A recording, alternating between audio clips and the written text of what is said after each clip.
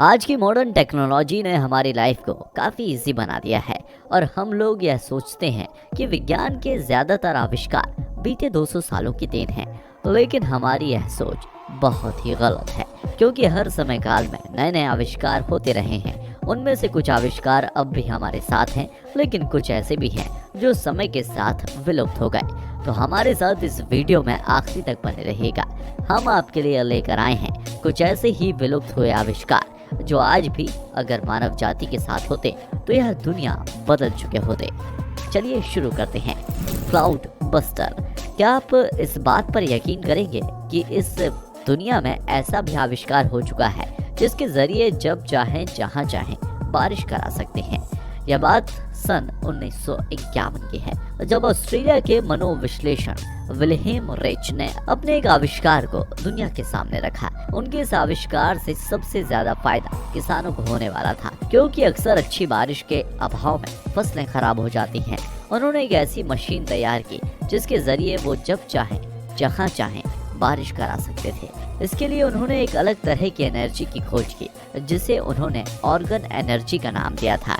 और इसी organ energy को मैनिपुलेट करके वो अपने मन चाहे समय और जगह पर बारिश करा सकते थे। बात साल 1953 की है, जब सूखे के कारण किसानों की फसलें बर्बाद हो रही थी।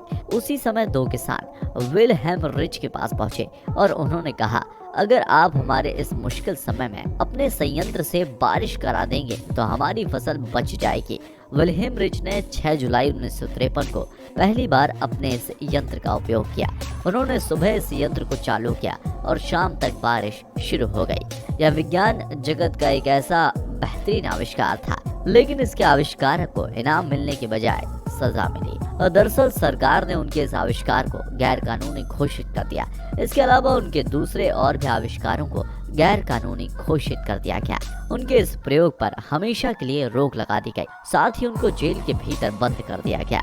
जेल में रहते हुए ही उन्होंने अपने जीवन की आखिरी सांस ली और इसके बाद उनके इस यंत्र को नष्ट कर दिया गया। अमेरिका के रेंजली शहर में आज भी इस यंत्र के अवशेष देखे जा सकते हैं। लचीला कांच। शायद आप यकीन ना करें, लेकिन आज से 2000 साल पहले रोमन एम्पायर में एक ऐसे कांच का आविष्कार किया गया था जो इतना लचीला था कि उसके बर्तन को अगर कोई तोड़ मरोड़ दे तो वह टूटकर चकनाचूर होने के बजाय अपनी जगह में मुड़ जाता था, जिसे बाद में हथौड़े से ठोक कर ठीक किया जाता था। वरना समानता हमने आज जो कांच देखे हैं वह बहुत ही खूबसूरत होते हैं, लेकिन उतने ही नाजुक भी होते हैं। जरा सी चोट से टूट कर चकनाचूर हो जाते हैं। लेकिन उसके द्वारा बनाया गया यह कांच इतना फ्लेक्सिबल था कि इस कांच के बर्तन को जिस जगह से दबाया जाता वो वहां से मुड़ जाता था।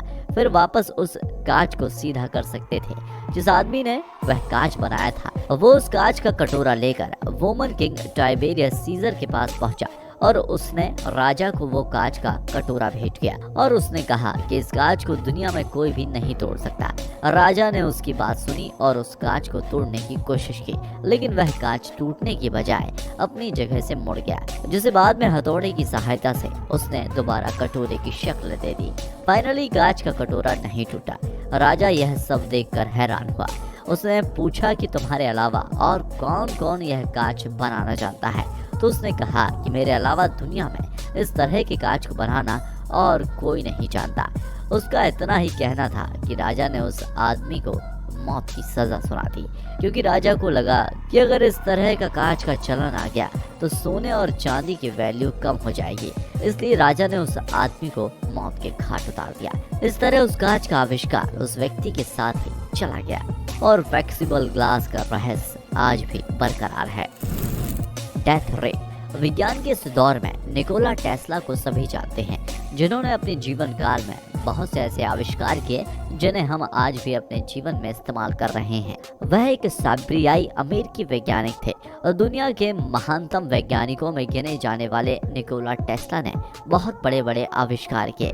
उनके कुछ आविष्कार ऐसे भी हैं जो दुनिया के सामने नहीं आए और उनके साथ ही उन आविष्कारों की इंफॉर्मेशन भी चली गई। यह बेसिकली ऐसा यंत्र था जो इलेक्ट्रोमैग्नेटिक बीम क्रिएट करता था और इस हथियार की मदद से आसमान में उड़ रहे विमानों को आसानी से गिराया जा सकता था। यह बहुत ही खतरनाक हथियार था जो अगर किसी देश के पास हो तो उसे युद्ध में हरा पाना बड़ा मुश्किल हो जाता, क्योंकि वह उस देश की वायुसेना को नष्ट करने की क्षमता रखता था।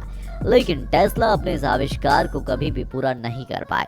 पैसों की कमी थी और उन्हें कोई ऐसा व्यक्ति नहीं मिला जो उनके इस आविष्कार पर पैसा लगा सके। उनकी थ्योरी हमेशा के लिए थ्योरी ही रह गई। उनकी मौत के बाद इस आविष्कार की कहानी भी बंद हो गई। Greek fire. रोमन एम्पायर अपने समय में काफी शक्तिशाली था और उसके काफी दुश्मन भी थे, इसलिए अक्सर युद्ध भी हुआ करते थे। ऐसी सिचुएशन में रोमन एम्पायर ने एक ऐसा हथियार का आविष्कार किया जो बड़ी ही भयानक आग उगलता था और बड़े पैमाने पर दुश्मन के खेमे में तबाही मचाता था। इस आग का इस्तेमाल करके अक्सर रोमन साम्राज्य के सैनिक दुश्मन के जहाज़ों को नष्ट कर दिया करते थे, उनमें आग लगा दिया करते थे। इस हथियार से निकलने वाली आग की एक खासियत यह थी कि यह पानी मारकर बुझाने से नहीं बुझती थी। इस आग का इस्तेमाल वह अक्सर युद्ध के दौरान किया करते थे, लेकिन आज तक किसी को यह मालूम नहीं हो पाया कि रोमन सैनिक इस आग को किस चीज से पैदा करते थे। आखिर पानी से भी ना बुझने वाली इस आग को वो कैसे पैदा करते थे? इसका रहस्य राजा और उसके करीबी लोगों को मालूम था। इसके अलावा और किसी को भी इस रहस्य की जानकारी नहीं थी, क्योंकि रोमन साम्राज्य के लोग नहीं चाहते थे कि उनके इस हथियार की जानकारी उनके दुश्मनों तक पहुंचे। समय के साथ रोमन साम्राज्य खत्म हो गया और उनके साथ ही इस हथियार की तमाम जानकारी और तकनीक भी समाप्त हो गई।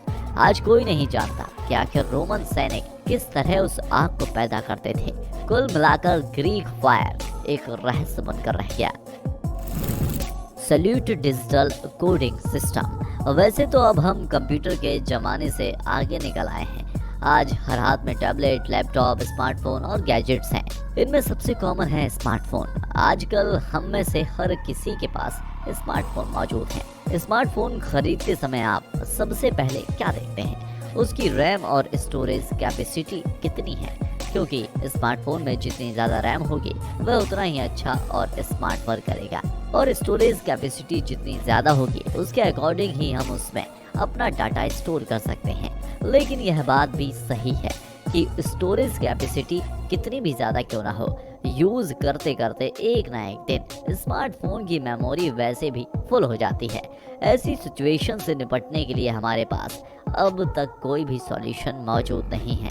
लेकिन आज से 25 साल पहले यानी कि साल 1995 में नीदरलैंड के एक इलेक्ट्रिकल इंजीनियर जेम्स सैल्यूट ने डाटा कंप्रेशन की एक ऐसी तकनीक विकसित की थी जो 128 जीबी के डेटा को 4 जीबी के फ़ोन में स्टोर कर सकती थी।